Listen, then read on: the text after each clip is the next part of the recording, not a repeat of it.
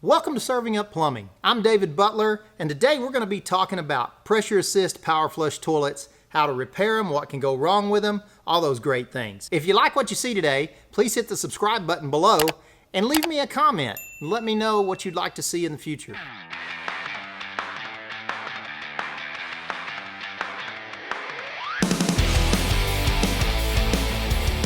As I mentioned earlier, today we're going to be talking about pressure assist toilets.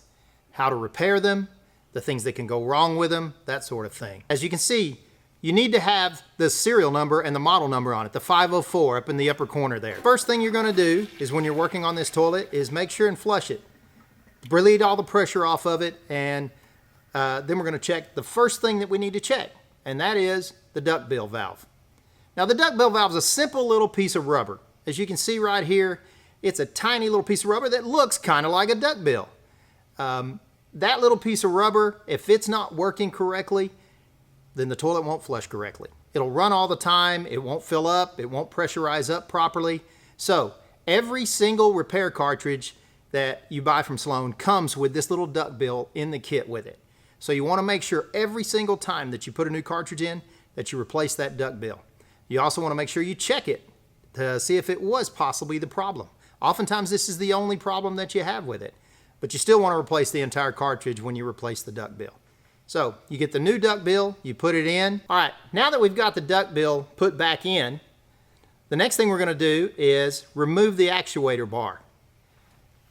Now, the actuator bar, you're going to take these two screws just loose. You don't want to take them all the way out, because what happens? You're going to drop the screw, it's going to fall down below in the tank, and it's nearly impossible to get those out without a magnet. So you loosen them off quite a ways to where you can lift up the retainer clip, and then you can just pull this actuator bar right out of the way, as you'll see here in a moment. Now, we lift up these clips. We can remove the actuator bar right after we get those. We haven't lost a screw down behind the toilet, and it's all out of your way.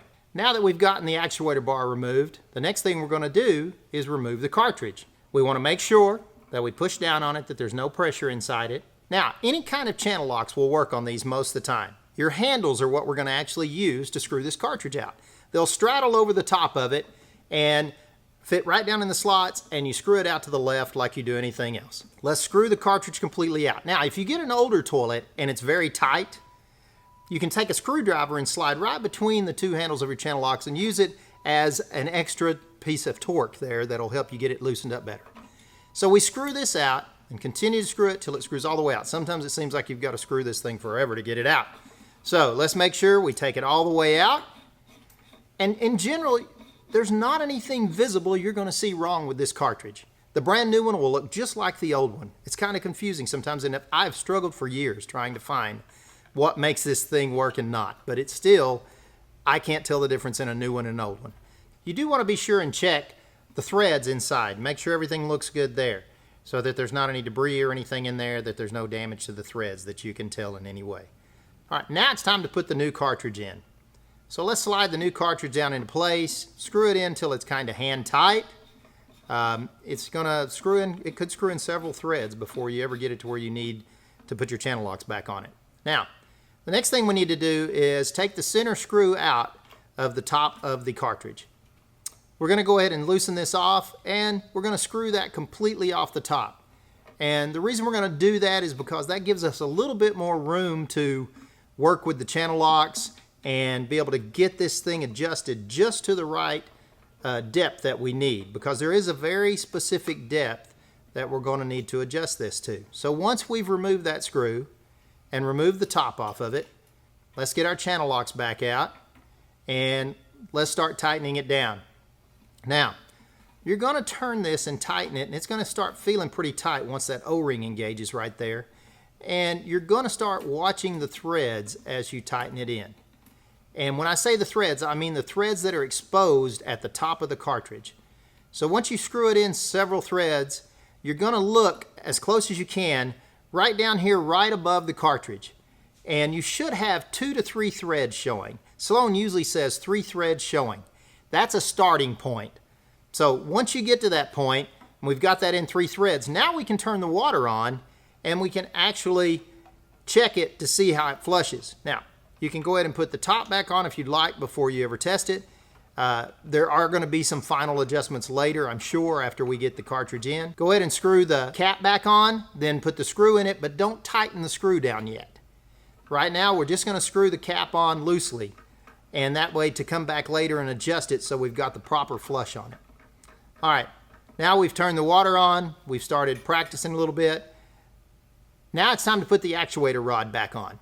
Again, we never remove those screws, so all you need to do is lift up on the retainer clips, set the actuator rod in place, and then flip the clips back over the top of it, and you'll be tightening down these screws in just a moment. Make sure not to over tighten these screws.